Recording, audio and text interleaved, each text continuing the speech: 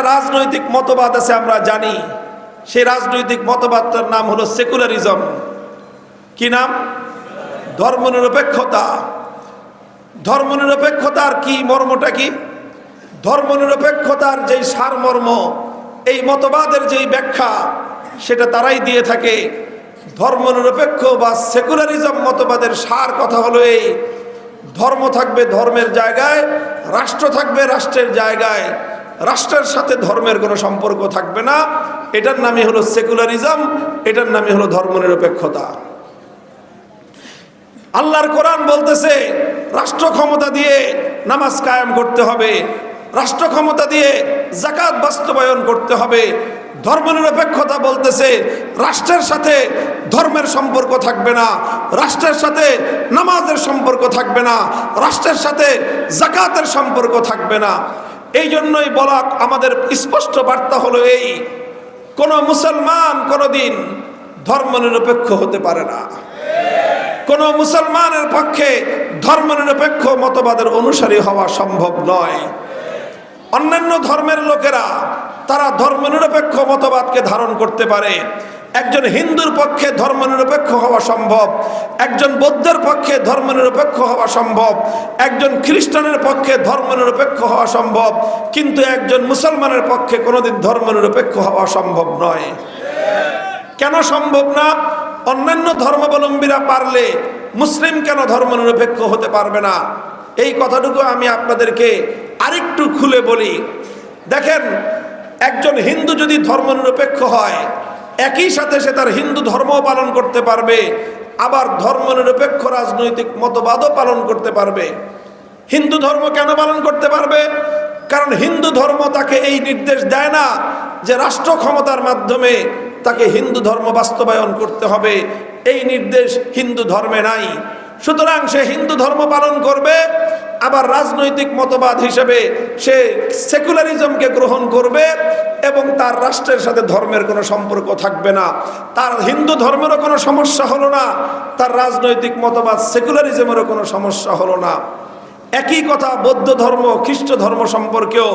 কারণ এই ধর্মগুলো তাদের ধর্মাবলম্বীদেরকে এমন কোনো নির্দেশ প্রদান করে না যে তুমি রাষ্ট্র ক্ষমতার মাধ্যমে ধর্মকে বাস্তবায়ন করো।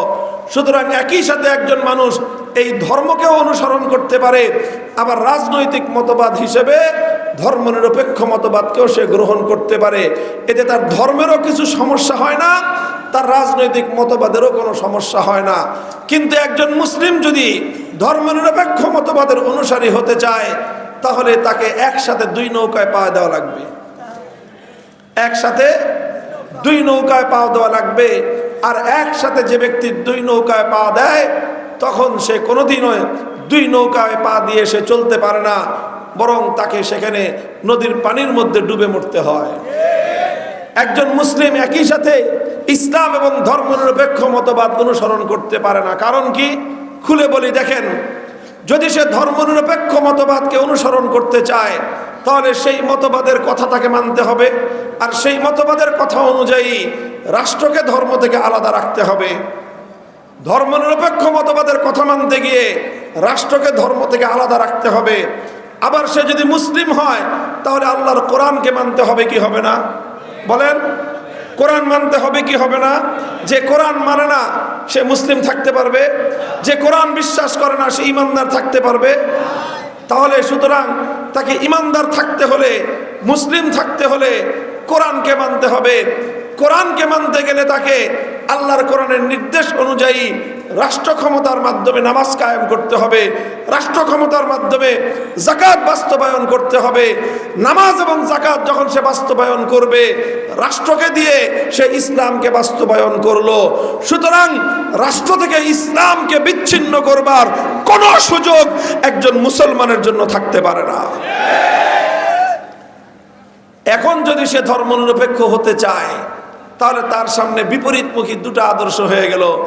ইসলাম বলবে রাষ্ট্রের সাথে ধর্মের সম্পর্ক থাকবে, আর ধর্মনিরপেক্ষ মতবাদ বলবে রাষ্ট্রের সাথে ধর্মের সম্পর্ক থাকবে না। এখন এই দুটো আদর্শ সে একসাথে কোনোদিন মান্য করতে পারবে না। তাকে যে কোনো একটা মানতে হবে। সে যদি ইসলামকে বাদ দিয়ে ধর্মনিরপেক্ষতাকে প্রেফার করে, তাহলে তার মতবাদ হবে যে রাষ্ট্রের সাথে ধর্ম সম্পর্ক থাকবে না, সে ধর্মনিরপেক্ষ হলো, মুসলিম থাকতে পারবে না।